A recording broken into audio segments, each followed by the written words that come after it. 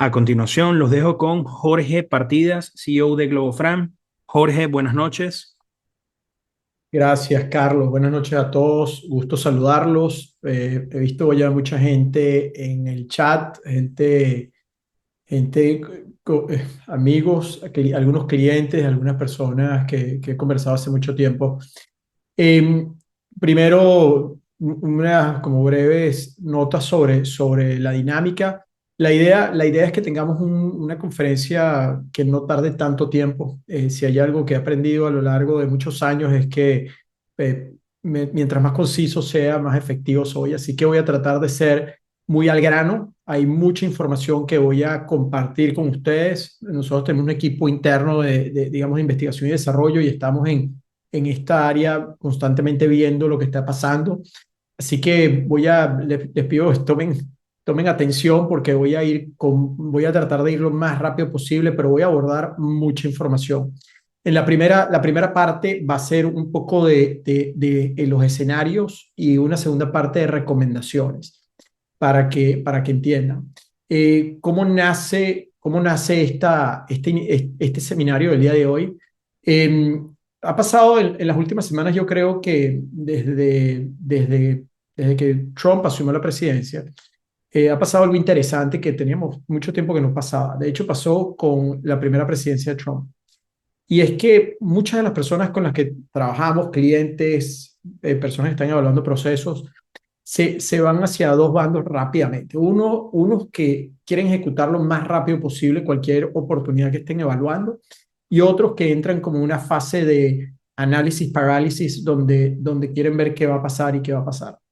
Este, lo que buscamos con esto es un poco darles un poco más de certidumbre, que entiendan un poco el comportamiento. Yo siempre digo, ¿sabes? La historia, el futuro se mide por la historia y ya Trump fue presidente y más o menos tenemos una idea de qué esperar de la presidencia de Trump.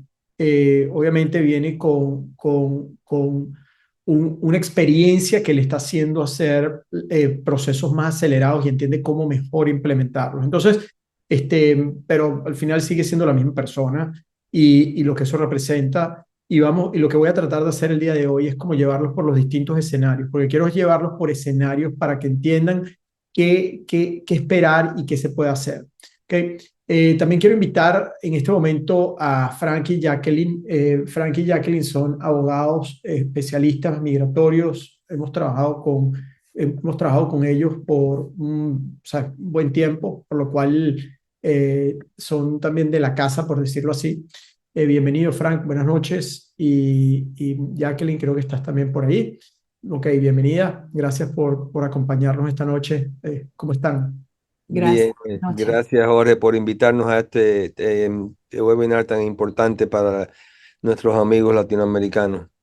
Correcto. Y empecemos. Yo lo que quiero es entrar ya en materia. Voy a hacer una primera parte y después yo les voy a pedir a ustedes, como decía la palabra.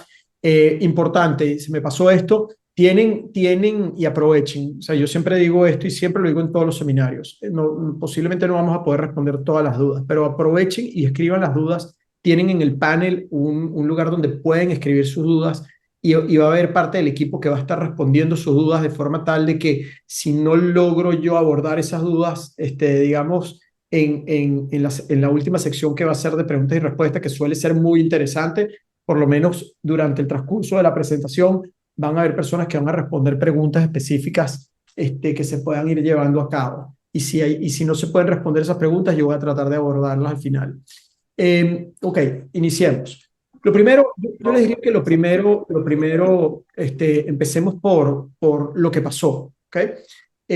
Trump asume la presidencia el 20 de enero de este año y en cabo de 2 semanas firma más de 50 órdenes ejecutivas. Sin duda, un récord histórico y más que todo, yo creo que era un mensaje. O sea, estaba enviando un mensaje a Estados Unidos y al mundo de que venía determinado y con un plan muy claro, porque si hay algo que podemos ver de la principal diferencia que yo les diría entre la primera presidencia de Trump y la segunda, es que la primera presidencia fue muy improvisada y hubo una cantidad de cambios, de muchas cosas que fueron dándose. En esta segunda él venía con un plan muy claro desde el día uno. Tenía un plan muy claro que lo venía comunicando, por cierto, y que al mismo tiempo tenía un equipo que ya estaba listo para ejecutar ese plan. Lo que pasa es que el resto del mundo lo agarró dormido, porque cuando empezó a ver, o sea, cuando empezamos a ver, la gente pensaba que sí, que puede, que no puede, que sí, pero no pensaban que iba a venir con lo que vino.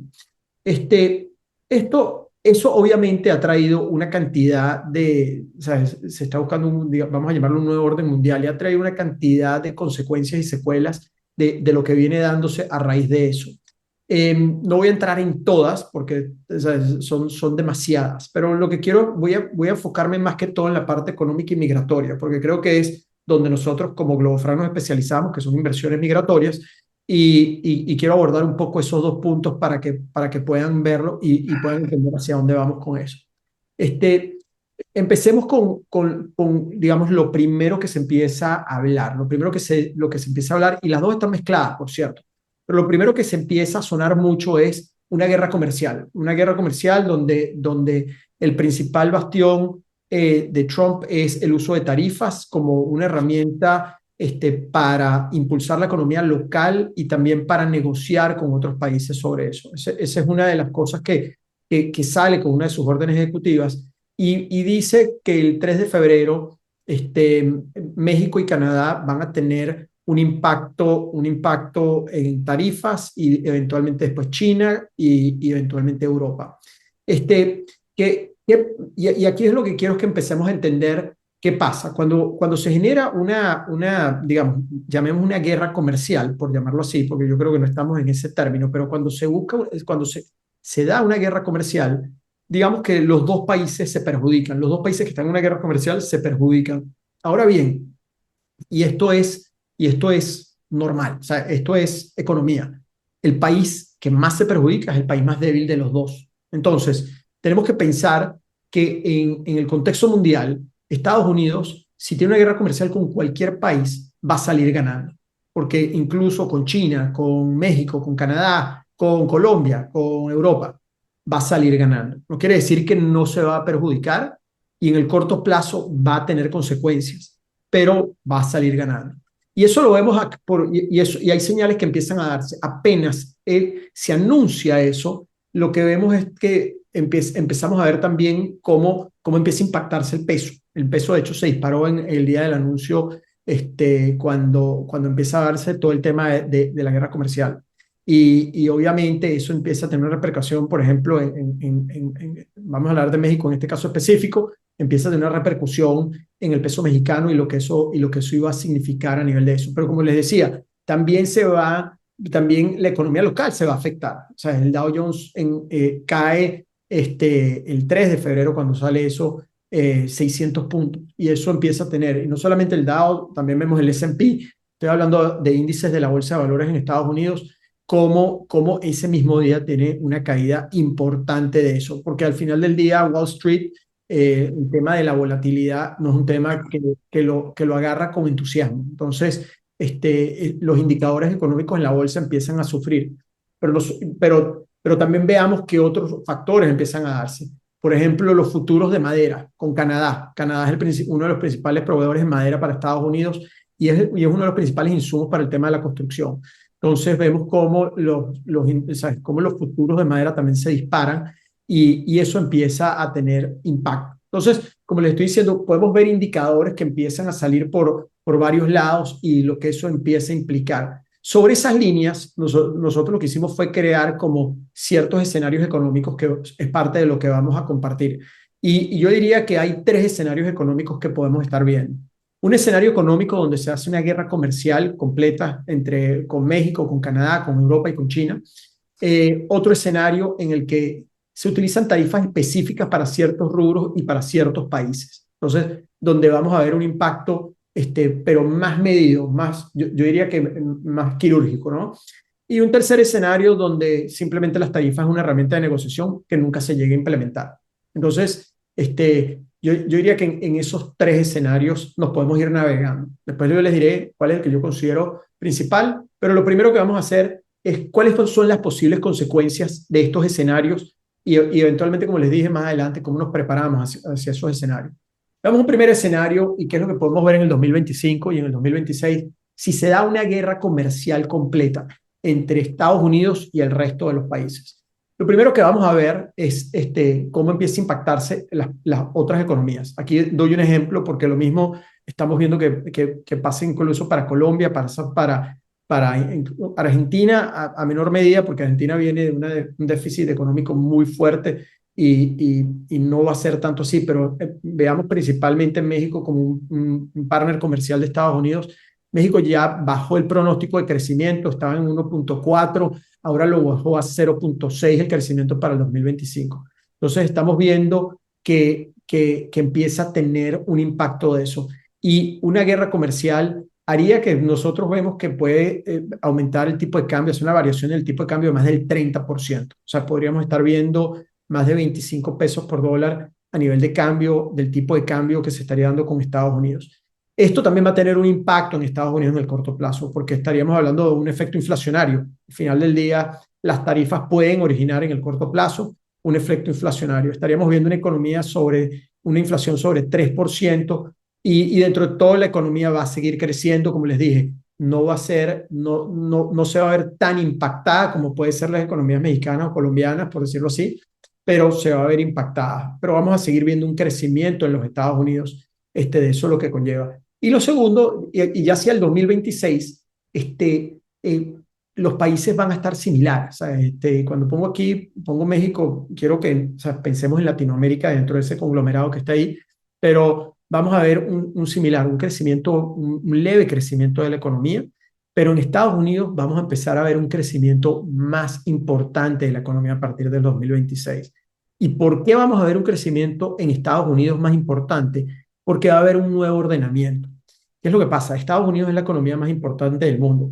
Y o sea, las tarifas, cuando se implementan tarifas, el precio en el corto plazo posiblemente suba, pero alguien eventualmente va a estar dispuesto a absorber esas tarifas a algún otro país para que el producto vuelva a bajar de precio y puedan, y ese país o otro proveedor va a absorber, digamos, la ganancia a una estructura de costos distinta.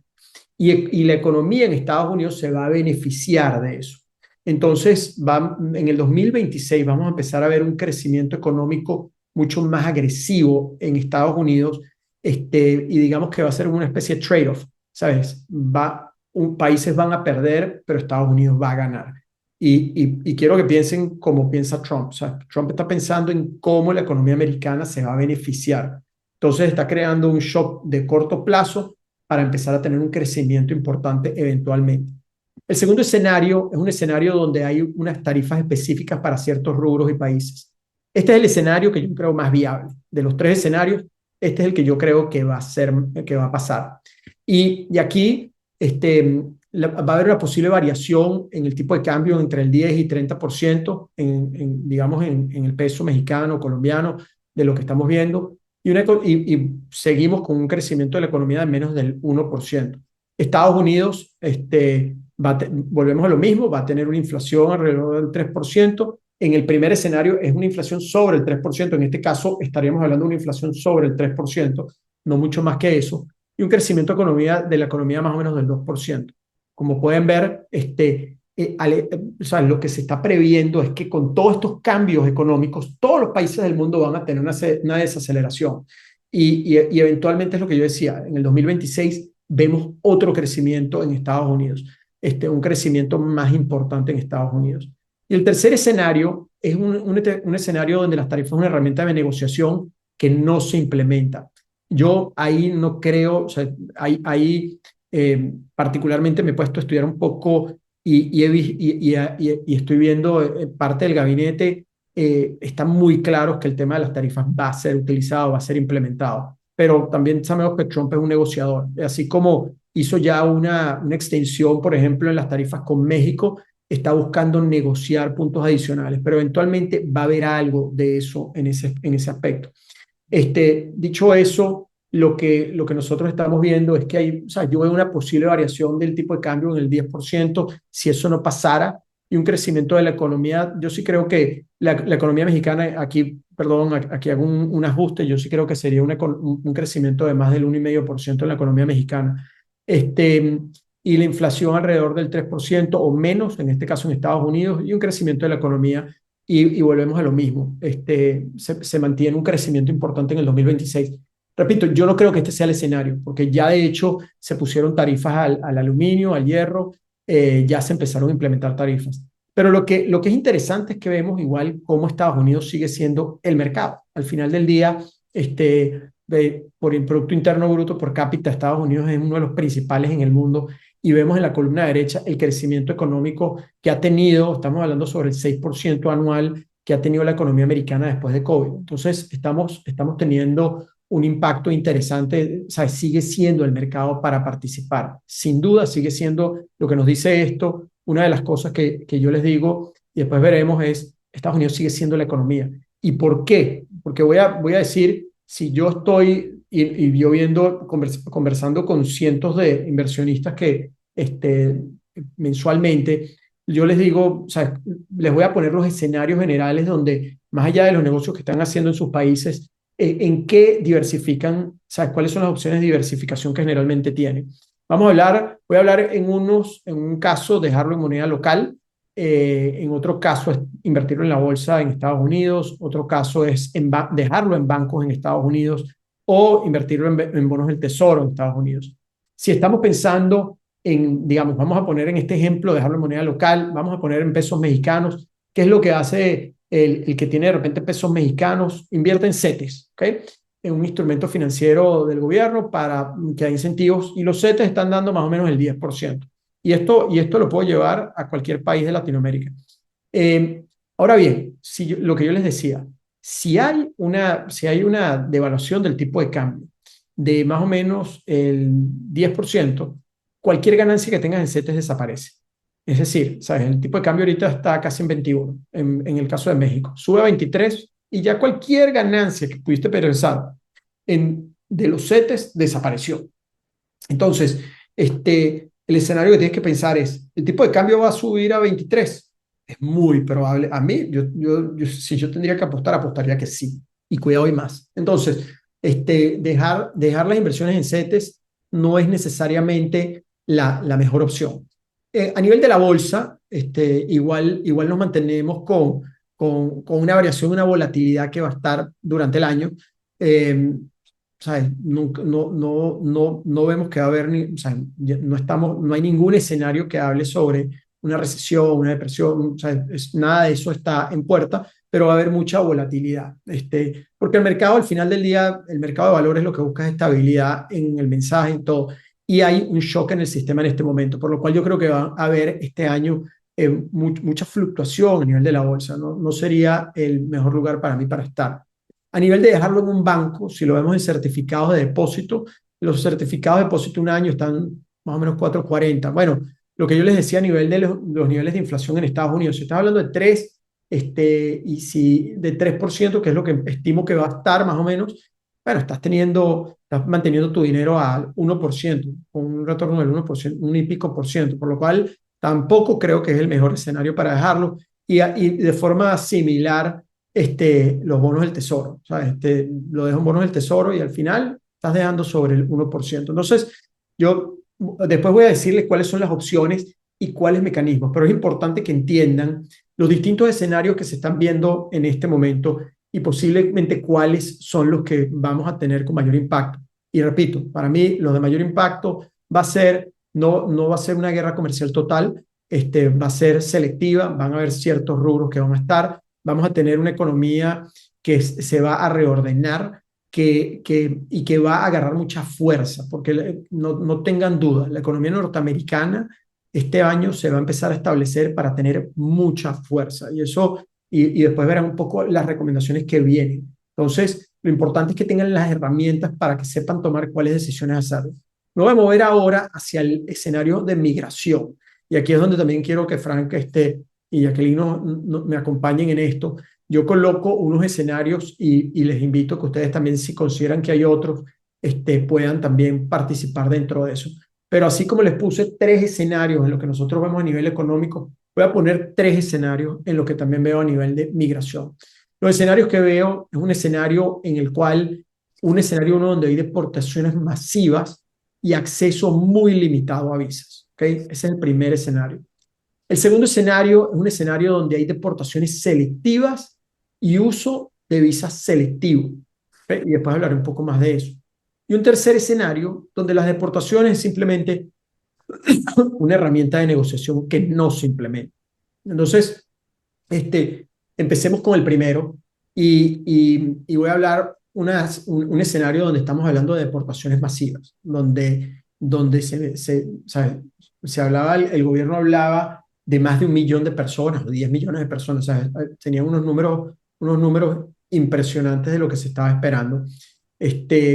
Quiero también que la gente se lleve una idea de que, ¿sabes? Porque a veces, obviamente a nivel mediático se ven muchas imágenes y todo, pero en el gobierno de Obama hubo más de 3 millones de deportaciones, por lo cual es una política de los presidentes americanos hacerlo. Lo que pasa es que generalmente no hacen el ruido que están haciendo la administración de Trump al respecto. Yo creo que lo está haciendo para digamos, disminuir el interés de intentar cruzar la frontera. Pero a nivel de deportaciones, esto es una política de Estado que se viene haciendo hace muchos años. Entonces, pero repito, no se hacía pública como se está haciendo en este momento. Y al momento en que se está haciendo público, eso genera incertidumbre en mucha gente. Pero vuelvo y repito, lo que yo veo es eso. Y yo lo que veo es un 2025, sabes que si entramos en esto, si entramos en este escenario, hay un freno en procesos migratorios a todo nivel. ¿Okay? Voy a ir por los escenarios, Frank, y después te voy a dejar a ti la palabra para que tú puedas dar una exposición de este tema. Claro. En el segundo escenario, vemos deportaciones selectivas y uso de visas selectivos. ¿Qué quiero decir con esto? Ok, vamos a deportar a los criminales y quiero también enviar un mensaje de también quiero ser selectivo en los programas que voy a hacer. Y estamos viendo, yo de nuevo, igual que el anterior, creo que igual que lo económico, yo creo que este es el escenario. Se vio ahorita lo que salió con, por ejemplo, el TPS para los venezolanos y la no renovación del TPS, y se está hablando que algo similar sea para los haitianos. Entonces, ¿sabes? Hay un uso selectivo de los instrumentos migratorios de parte del Estado para ver quién está y quién no está, y las visas también que son. Y lo que va a haber es o sea, lo que nosotros estamos previendo en GloboFran es un mayor filtro para visas de trabajo. Hay visas que van a ser muy específicas, que van a ser, y los procesos más rigurosos en los consulados. Y el tercer escenario es un escenario donde las deportaciones es una herramienta de negociación que no se implementa. Yo no creo que este escenario va a ser, de hecho ya empezaron las deportaciones, pero sí se utilizará el proceso migratorio como una herramienta de negociación con ciertos países. Eso lo vamos a seguir viendo. De hecho, vimos lo que pasó con Colombia, donde Colombia no aceptó, sino aceptó a las deportaciones, literalmente en cuestión de 1 hora, pararon todos los procesos migratorios de todas las visas hacia los Estados Unidos. Entonces se utiliza como un proceso de negociación de todo eso. Ahora, Frank, ahora sí te dejo la palabra. Dentro de estos escenarios que nosotros estamos viendo, ¿tú cuáles escenarios ves también? ¿Qué opinas de lo que yo estoy diciendo? ¿Crees que es así? Y adelante puedes refutarme, por eso los invito, porque quiero una voz experta dentro de esto. ¿Qué es lo que están viendo ustedes a nivel de lo que está sucediendo a nivel migratorio? Jorge, si me pudieras poner la lámina con los tres escenarios, te lo agradecería. En el primer escenario, donde hay deportaciones masivas y acceso limitado a visas, yo quisiera partir ese escenario en 1A y 1B. 1A siendo deportaciones masivas y 1B acceso limitado a visas.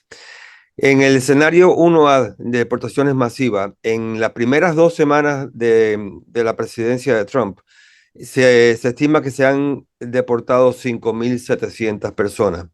Y hoy, siendo el 20 de febrero, lleva ya él un mes exacto en el poder, y estiman que unos 12.000 a 13.000 personas han sido deportadas.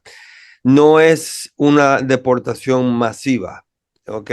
él se está concentrando en este momento en deportar a todas las personas que tienen un récord criminal.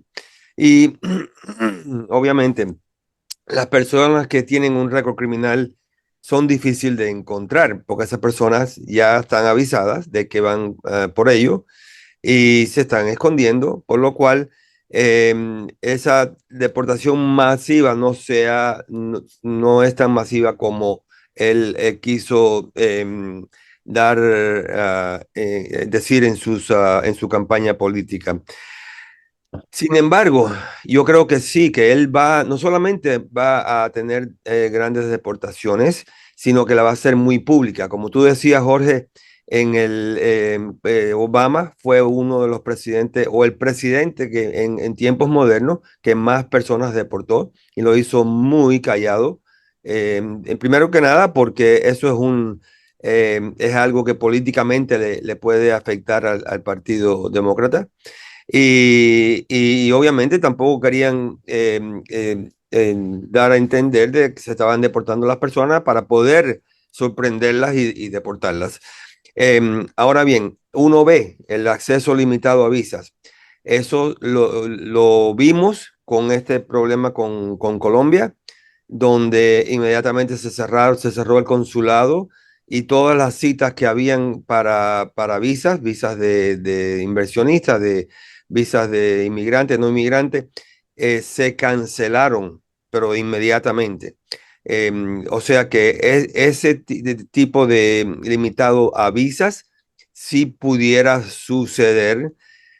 Sin embargo, yo tampoco eso lo veo a no ser que él utilice esa limitación de visa como en el escenario 3, número 3, para negociar y tratar de conseguir del país con quien está tratando de negociar lo que él quisiera obtener.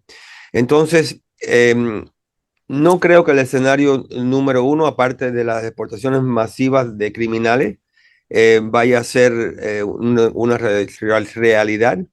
Sin embargo, el escenario número dos, donde las deportaciones selectivas y uso de visas selectivos, sí va a ser la orden del día.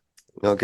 En las deportaciones selectivas, pues de nuevo se va a concentrar en lo que es criminal, pero él va a tener mucha presión de parte del comercio en Estados Unidos, pues si empieza a deportar personas que no tienen récord criminales y que son tan necesarias en lo que es la industria en los Estados Unidos.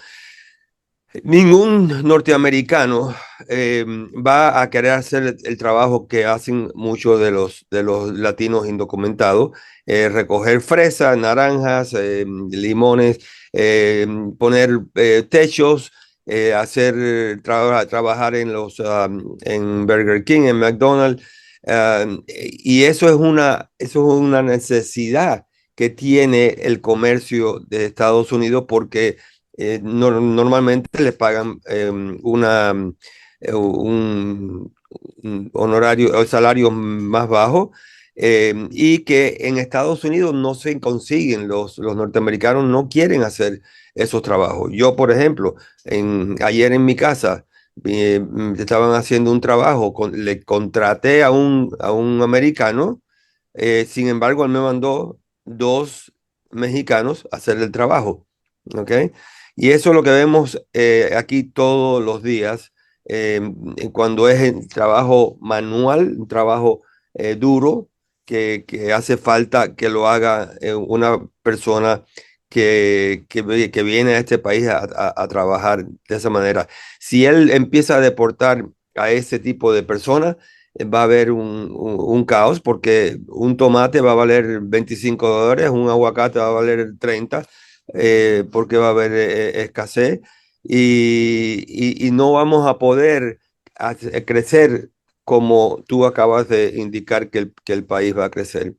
Entonces, las deportaciones van a ser selectivas, concentradas en los criminales y en aquellas personas que no tienen en realidad una base. Por ejemplo, se declaran, entran al país pidiendo asilo político, pero no tienen base para ese asilo. entonces esas personas sí van a ser deportadas. Ahora, el uso de visas selectivos. Ojo, la ley no ha cambiado para las visas y normalmente en los Estados Unidos hay 180 tipos de visas diferentes, visas de no inmigrante, visas de inmigrante, y esas visas él no las puede cambiar, no las va a cambiar. Lo que él puede cambiar es cómo se maneja en esa visa, cuáles son los parámetros que vamos en el consulado a ver y a utilizar para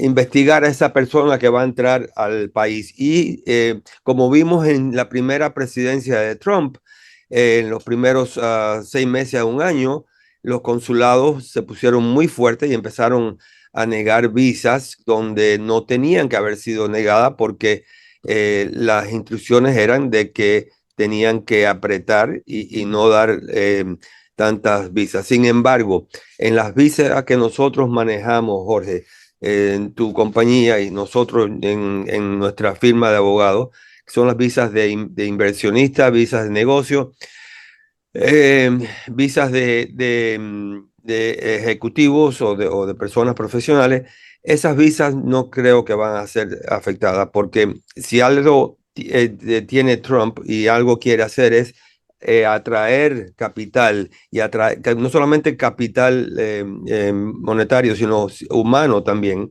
para el país, para hacerlo y ayudarlo a crecer crecer en empleomanía y en riqueza. Entonces, esas visas no creo que van a ser afectadas. Las que pudieran ser afectadas son las visas como la H1B, que el partido de MAGA, de Make America Great Again, están opuestos a esas visas porque creen que le están quitando trabajo a los norteamericanos. Sin embargo, esas son unas visas para personas que tienen un grado universitario y que califican para ciertas posiciones que de nuevo los norteamericanos no quieren o no pueden, porque no tienen la experiencia o el conocimiento, no pueden hacer. Entonces, es una ironía porque en parte de lo que Elon Musk está haciendo, que es cortando todo el presupuesto de Estados Unidos y los gastos, a él también le encargaron de que mirara la parte de inmigración y él está opuesto a que se toque la H1B. ¿Y por qué? Porque Elon Musk, igual que Donald Trump, ha utilizado esa visa para atraer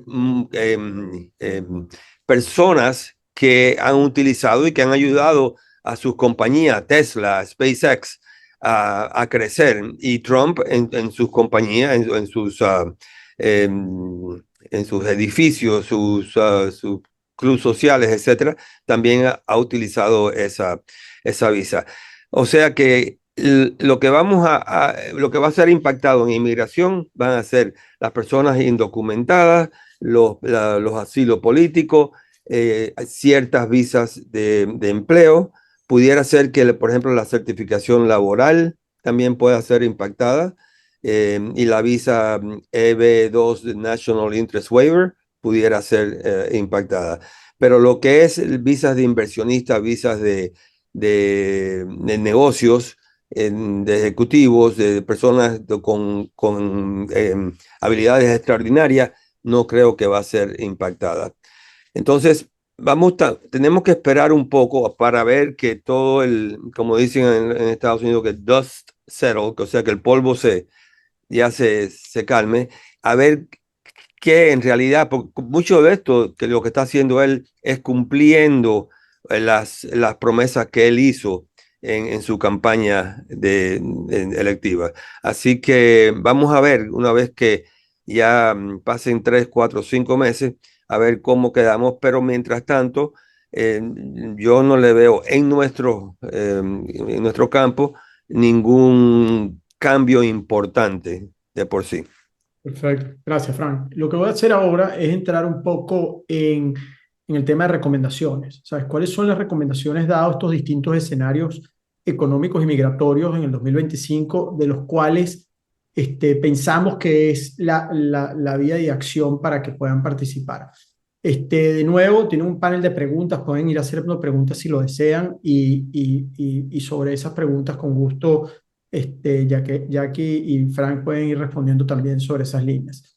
Me voy a ir en lo que son recomendaciones. Y esta sería una de las primeras recomendaciones y después, con gusto, puedan aportar las recomendaciones que ustedes también recomienden. Pero la primera recomendación es optar por visas de inversión. ¿Sabes? Si están viendo procesos que tienen que ver hacia los Estados Unidos, este es el vehículo más seguro en este momento. ¿Sabes? Sin duda es lo que estamos viendo a nivel de los consulados, es lo que estamos viendo a nivel de los procesos. Es más, yo creo que este es un momento interesante para hacerlo porque eventualmente lo que puede pasar es que las condiciones cambien para participar de las visas de inversión. No es que se van a eliminar, pero entendamos que, por ejemplo, en la primera presidencia de Trump, la visa EB5, que es una visa con la cual tú puedes lograr un green card, estaba en 500,000 y subió a $800,000. Y la visa, tú podrías participar con una visa de 280,000 y ahorita subió por más de 200,000. Entonces, el tema es, nosotros no estamos viendo nada en el 2025 a nivel de estos cambios, pero yo no sé si el año que viene de repente viene y dicen, mira, la visa de B5 la vamos a subir más, y los filtros van a ser mayores a nivel de inversión.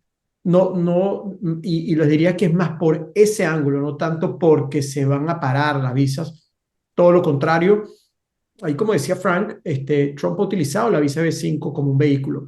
Una de las cosas que estamos viendo, que sí estamos viendo de muchos clientes nuestros, es que los hijos, por ejemplo, están estudiando y ahora o sea, las situaciones en sus países están complejas y los hijos se quieren quedar acá, por lo cual están viendo, muchos están empezando a evaluar la EB5 porque quieren conseguir un green card para los hijos, para que ya se puedan quedar. Porque generalmente cuando estudian acá en Estados Unidos, la universidad te da lo que se llama un OPT, un Optional Practical Training, que es un año para que puedas trabajar, pero ya después de eso tienes que regresar. Y dada la situación que se está dando de inseguridad en los países y oportunidades económicas futuros, sí estamos viendo nosotros mucha actividad de clientes nuestros que están viendo cómo los hijos pueden tener una permanencia en los Estados Unidos y lo están haciendo mucho por los hijos. Entonces, en el caso de la EB5, estamos viendo un movimiento importante en la EB5 para dar esa continuidad. Es más, estamos viendo también de la situación, por ejemplo, de venezolanos que se está dando con el TPS y varios de ellos, o sea, ya hemos tenido contactos de varios de ellos que en septiembre, si no me equivoco, ya vencen el TPS y necesitan tener una continuidad acá y están activando EB5 para poder hacer esa continuidad. Entonces, yo les diría que como vehículo nosotros estamos viendo muy buen movimiento a nivel de los consulados, estamos viendo el tema de las visas de inversión bien visto, hemos visto en otros sectores, como les estábamos hablando, con mayor impacto. Entonces, esa sería una primera recomendación. Una segunda recomendación es tener la mayor cantidad de posiciones en inversiones en dólares. ¿Okay? El tipo de cambio, como yo les decía, nosotros creemos que el tipo de cambio, el peso mexicano, el peso colombiano, van a sufrir devaluaciones en lo que va de año. Y bueno, al final lo que es un momento para empezar a realmente tener una estrategia de diversificación en Estados Unidos que puedan protegerse inmediatamente en dólares. No estoy diciendo en qué sectores, lo vamos a ver ahora, pero por lo principal es empezar a ver un posicionamiento mucho más en dólares, que sigan teniendo sus negocios, que eso es lo que vemos a nuestros clientes haciendo, siguen generando moneda local, pero utilicen y hagan los cambios. No piensen que el peso va a volver a bajar a 16, eso fue el pasado. Es mucho más probable que llegue a 25 que baje a 16. Entonces, ahorita es cómo empiezan a tener una posición en dólares que ya empiecen a respaldar su patrimonio. La tercera, y aquí es donde ya empiezo a ir a lo más específico, es utilizar bienes raíces como vehículo para diversificar. Hemos visto distintos otros sectores y lo que vemos es cómo, ¿sabes? Que al final de bienes raíces aquí ven el histórico promedio de apreciación de los activos inmobiliarios en Estados Unidos desde el año 70. Entonces, tienes en el 2008 una caída, pero después se vuelve a acomodar. Entonces, lo que quiere utilizar el sector de bienes raíces para respaldar patrimonio es también una estrategia que va a ser interesante. Y lo que se puede dar, este año es que incluso se puede dar una inflación incluso en los activos inmobiliarios, que va a hacer que el índice de precios va a crecer aún más, por lo cual hasta ciertos sectores es artificial, pero van a tener una apreciación de su patrimonio de una manera que va a ser más acelerada en el área de bienes raíces que en otros sectores. Eso va a ser de un beneficio.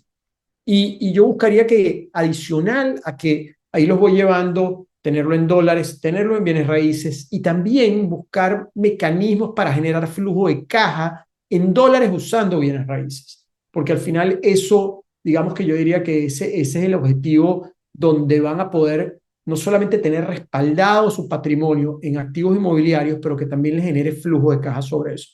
Nosotros, recomendaciones Frank, Jackie, ¿alguna recomendación adicional que ustedes puedan decir a las que estoy colocando acá? Jackie.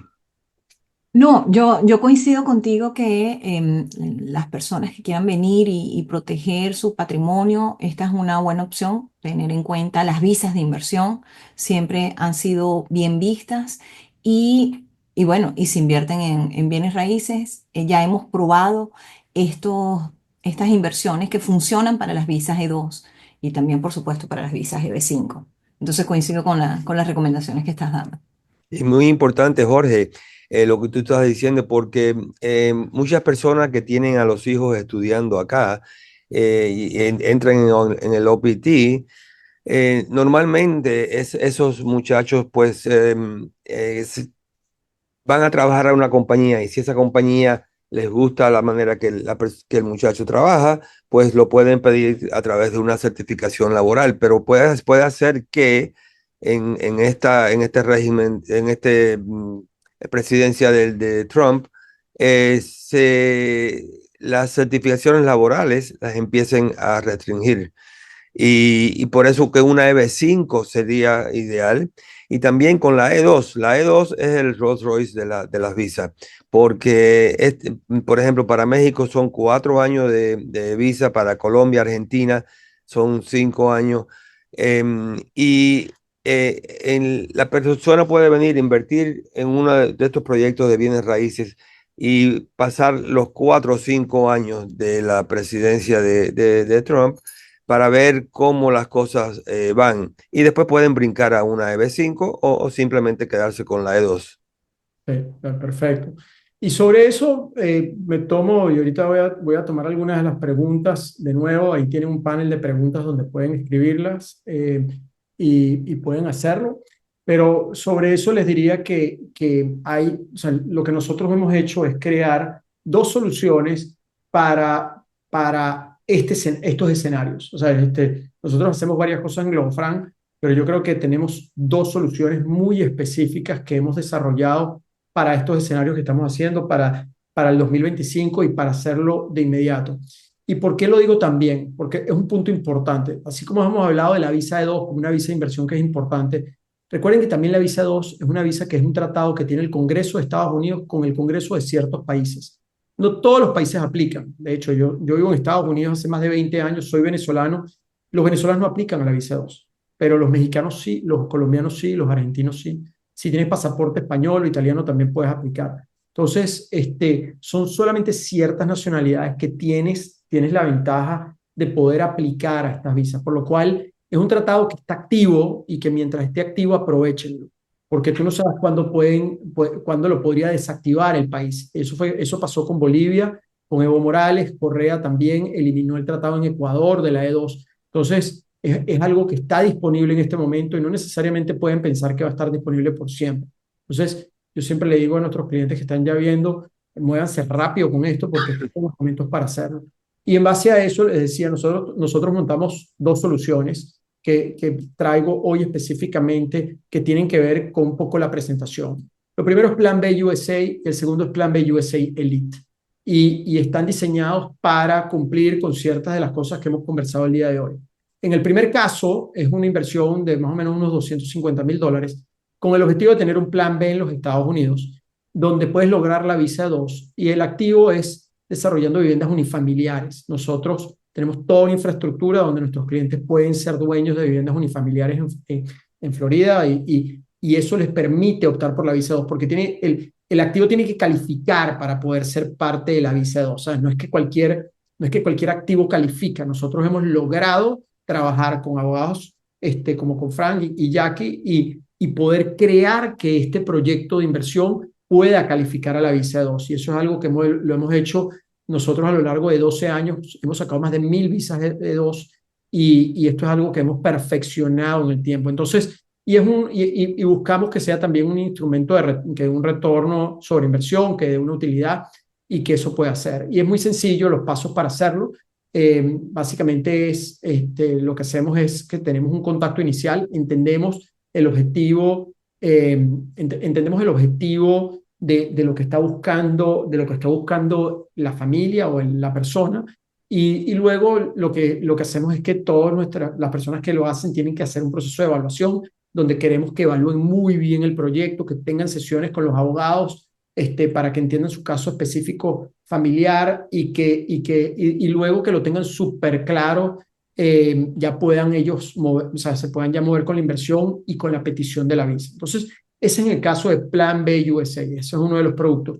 El segundo producto es Plan B USA Elite. Este no es para visa. Este es un producto de inversión pura, donde el ticket de entrada es un ticket más alto y lo que tiene es que genera un retorno trimestral garantizado. O sea, los clientes colocan el dinero, reciben un retorno anual que se va pagando trimestralmente y su inversión está colateralizada en un activo inmobiliario nuevo en Orlando. O sea, donde nosotros lo que hacemos es alianzas con los desarrolladores más grandes y hemos logrado que podemos darle entrada. Esto es para clientes nuestros que están buscando flujo de caja, que están diciendo, quiero tener posiciones en dólares donde me esté generando una rentabilidad y quiero que el activo, la garantía, sea una garantía sólida. Entonces, lo que nosotros hicimos fue poder hacer alianzas con grupos importantes para lograr unos retornos súper interesantes y que generen recurrencia. Y el paso acá también es un proceso, a diferencia de Plan B USA, Plan B USA Elite no es para visa, es un proyecto de rentabilidad. Entonces, eso va a depender de lo que la gente está buscando. Si estoy buscando es rentabilidad y flujo de caja o estoy buscando también la visa y diversificación de patrimonio. Entonces, eso va a depender de las estrategias y los montos de inversión son distintos en cada uno de ellos. Y el proceso es similar al de Plan B USA, en el cual tenemos un primer acercamiento, entendemos claramente qué es lo que es, y luego hay un proceso de evaluación. Todos nuestros clientes tienen que hacer un proceso de evaluación. O sea, no es un tema de que firmen un cheque de adiós. Queremos que entiendan claramente en qué se están metiendo y que tenga sentido. Y luego, bueno, se ejecuta la inversión. Y eso, con esto voy terminando un poco para entrar en toda la sección de preguntas. ¿Sabes? Aquí estamos hablando nosotros hemos logrado hacer inversiones de más de $100 millones de clientes nuestros. Hemos sacado más de 1,000 visas de inversión a lo largo de 12 años. Entonces, en eso estamos y nos enfocamos. Ya han hecho bastantes preguntas. En este caso, una de las preguntas me dicen es, ¿cuáles son los beneficios de la visa 2? ¿Sabes? Que al tener la visa 2, ¿qué tipo de beneficios recibe una persona que logra tener una visa 2? Bueno, los beneficios de la visa 2, como dijo el doctor Franz Ariol, la visa 2 es el Rolls Royce de las visas. Tienen el cónyuge y los hijos solteros menores de 21 años. Bueno, para la visa 2 y para todas las visas esto aplica, van a tener los mismos beneficios. El cónyuge del inversionista, que es el aplicante principal, puede trabajar, va a tener permiso de empleo, puede trabajar en cualquier empresa, tanto en la que si va a invertir con el esposo y quiere apoyarlo, y quieren venir a trabajar, porque ojo, también esta es una visa que no se requiere cumplir un horario, sino que tienen que demostrar que tienen la condición, la habilidad, la capacidad de dirigir, controlar y desarrollar el negocio. Entonces, no requieren cumplir un horario o venir a trabajar como tal, pero sí comprobar esto, ¿no? Pero el cónyuge, si tienen pensado estar acá y quieren trabajar, pues bueno, puede tener permiso de trabajo, es válido. desde el momento que le sellan la visa de dos. Ambos, el inversionista principal como el cónyuge, van a tener el Social Security, lo que les va a permitir acceso a lo que es el sistema financiero de los Estados Unidos, le va a abrir las puertas al crédito, que es una herramienta poderosísima acá. Es una visa que, a diferencia de muchas otras, porque la TN y la visa de inversión son las únicas dentro de todas las que ofrece el Servicio de Ciudadanía e Inmigración, el Departamento de Estado, es renovable indefinidamente, mientras mantengan la inversión y el negocio activo, que la inversión no descapitalice en el negocio. Y lo otro, además de esto, es que tiene estadías de 2 años. Es decir, esto es una visa de no inmigrante, pero funciona como una visa de turista. La visa de turista la dan por 10 años con estadía de 6 meses. Esta la dan dependiendo del país tratado. México 4 años, España, Alemania, Italia 5 años, Argentina, Colombia 5 años. Dependiendo del país tratado le dan esa cantidad de años, pero las estadías son de 2 años. Entonces, estos beneficios son valiosísimos y no todas las visas los dan. Perfecto, perfecto. Y yo creo que es un punto importante. Estás diciendo también, o sea, los hijos menores de 21 años son parte Los, de, sí, pueden estudiar. pueden estudiar con tarifa, no digamos, con tarifa de residente, no de estudiante internacional. Y hay un Yo, punto, y, ojo, ajá, un muy importante que hace la visa de dos superior, inclusive a una residencia, es que tú puedes estar en el país un día al año o puedes estar 2 años. Que la residencia permanente requiere que tú permanezcas en el país 6 meses y un día para poder mantener esa residencia. O sea que es muy flexible para las personas que quieran tener un plan B, que tengan negocios en su país, que no puedan estar aquí los 6 meses seguidos o los 2 años, lo que sea, pues pueden utilizar la visa de dos para venir a Estados Unidos periódicamente y seguir con su negocio en el país. bueno, el 90% de nuestros clientes que tienen la visa 2 viven en sus países, no viven en Estados Unidos. O sea, tienen sus negocios y lo que tienen es eso, exactamente, tienen un plan B acá. Y lo interesante, hay un punto súper interesante también que se los dejo, es que con la visa de 2, tú puedes vivir en Estados Unidos y seguir siendo residente de tu país a nivel fiscal, por lo cual no necesariamente, aunque pases más de 180 días en Estados Unidos, no necesariamente eres un residente fiscal americano. Entonces, te da prácticamente los mismos beneficios un residente norteamericano sin las obligaciones fiscales de un residente americano. Entonces, es una estrategia. Realmente, muy poca gente conoce los beneficios y conoce el acceso a esta visa, por lo cual es algo que yo les diría, estudienla, aprovechenla, vale la pena que entren en eso. Una de las preguntas me dicen cuál es el monto mínimo de inversión. Yo les diría que en lo que es Plan B USA estamos hablando como unos $250,000. Se puede lograr la visa con un poco menos de inversión en otros proyectos.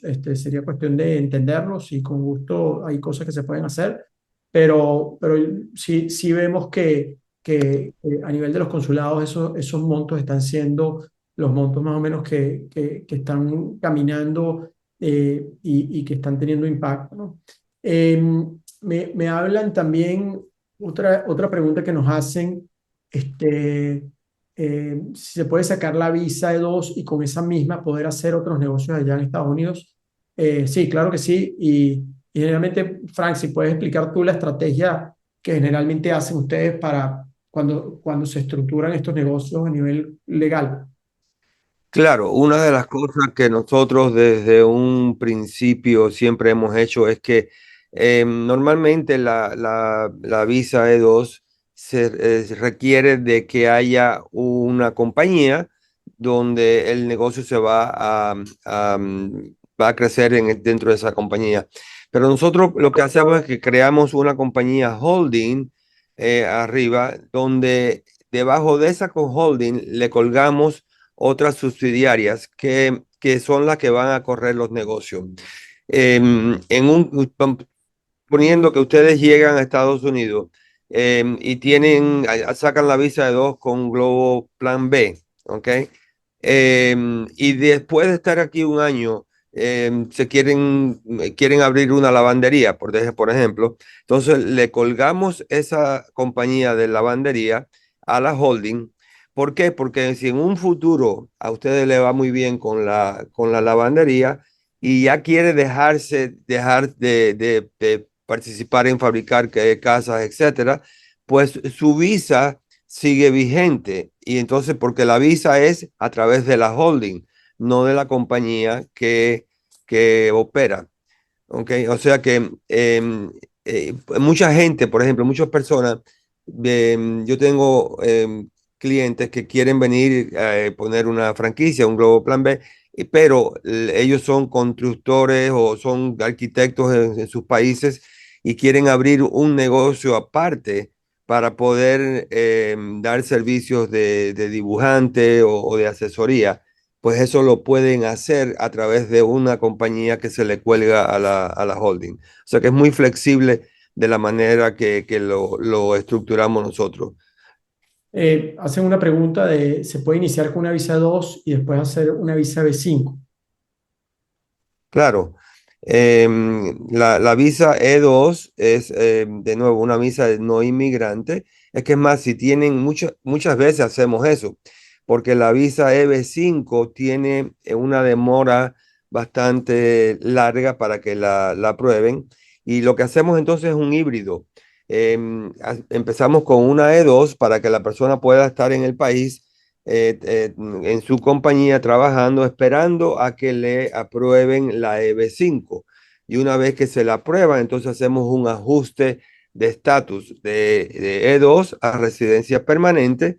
Y de esa manera la persona pues puede permanecer en el país mientras espera la aprobación de la EB5. No, me hacen una pregunta de cuáles son el tipo de inversiones que se hacen en las EB5. Bueno, miren, son proyectos, primero son proyectos aprobados por el Departamento de Inmigración y Aduana de los Estados Unidos. Eso generalmente se hace a través de lo que se llama un centro regional, y el centro regional es el que de alguna manera tiene la licencia para poder categorizar una inversión de EB5. Y muchas veces son desarrollos inmobiliarios, hoteles, ¿sabes? Que están asociados a proyectos de gran escala, porque la clave de la visa EB5 es que tú puedas justificar 10 empleos directos de trabajo en los Estados Unidos. ¿Sabes? Por cada inversionista que entre, se tiene que poder justificar eso. Entonces, los proyectos tienen que poder justificar eso. Y eso es una de las cosas que pueden, bueno, que conocen en el tiempo. Eh, Luego, yo creo que hacen un seguimiento a la pregunta, ¿cuál es el tiempo, cuáles son los tiempos de procesamiento de la visa 2 y los tiempos de procesamiento de la visa EB5? Yo diría que va a depender, voy a hablar un poco de la E2 y después, Frank, les dejo a ustedes la EB5. La visa 2 va a depender de los consulados, porque no todos los consulados se portan de igual forma. Nosotros vemos en lo que estamos viendo en México, una vez que haces la introducción, estamos viendo 2 a 3 meses para tener la entrevista y ahí mismo te sellan la visa. En el caso de Colombia se está llevando más tiempo, por lo cual estamos viendo otros consulados para los colombianos para que vayan. En Argentina se está llevando también más o menos unos 60 a 90 días. Así que, pero se puede hacer en el consulado. Si el consulado de tu país está tardando mucho tiempo, podría ser que lo hagas en España, y lo haces en Madrid o lo haces en Roma, y también son vías por las que hemos también visto estos procesos. Pero háblame un poco de la EB5 y los tiempos más o menos que se lleva, Frank. Claro, bueno, la EB5 tiene dos montos a invertir, $800,000 o 1,050,000. Los $800,000 se invierten en proyectos que están en áreas de desempleo alto, ¿ok? El 1,050,000 es en áreas donde el desempleo es igual al promedio de los Estados Unidos o más bajo. Ahora bien, dentro las inversiones de $800,000 están las inversiones rurales, ¿ok? Y el gobierno está dándole prioridad en este momento a las personas que invierten en proyectos rurales y esos se están aprobando en 12 a 18 meses, ¿ok? Los demás proyectos, los proyectos que no están en áreas rurales, pues está demorándose unos de 24 a 40 meses más o menos para aprobar lo que es la I-526E, que es la petición de EB5 frente a USCIS, al Departamento de Inmigración de los Estados Unidos. Está bien, perfecto. Bueno, miren, tenemos algunas otras preguntas, pero ya estamos sobre la hora. Quiero dar las gracias a Jackie y a Frank por haber participado con nosotros.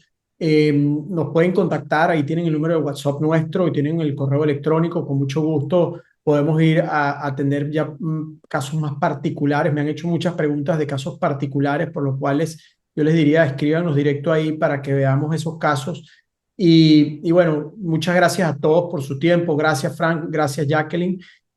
Pronto estaremos avisando. De hecho, creo que la semana que viene, la semana que viene estamos en Monterrey dando una presentación allá en México.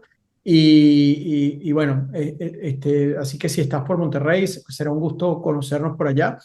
Así que bueno, con todo eso les dejo gracias a todos. Jorge, Sí, un momentico, hay una pregunta que hizo Pedro Tinoco sí, de un desarrollo en California. Yo creo que tus desarrollos son todos en la Florida, sí. pero si él quiere, yo tengo oficinas en California, yo te puedo hacer una cita para que hablemos, pero la pregunta que estás haciendo, Pedro, no, en realidad eso no calificaría para una visa de B5. Pero ponte en contacto con Jorge y él te puede explicar más sobre lo que es la inversión en la Florida o si vas a hacer algo en Fresno, también te puede ayudar con eso. Perfecto, sí, sí, de acuerdo. Por eso he tenido varios contactos directos de cosas muy particulares, pero con gusto. Escríbanos directo, ahí lo vemos, ahí podemos ver esos temas particulares. Esta presentación, los que llegaron tarde, va a estar colgada eventualmente y se les va a enviar para que la puedan ver. Y bueno, y cualquier duda, seguimos a la orden. De nuevo, gracias a todos y que tengan muy buenas noches. Gracias, Frank, gracias, Jackie, gracias por Feliz participar. noche. Igualmente. Gracias. Jorge, gracias, Adiós. Jackie. Gracias.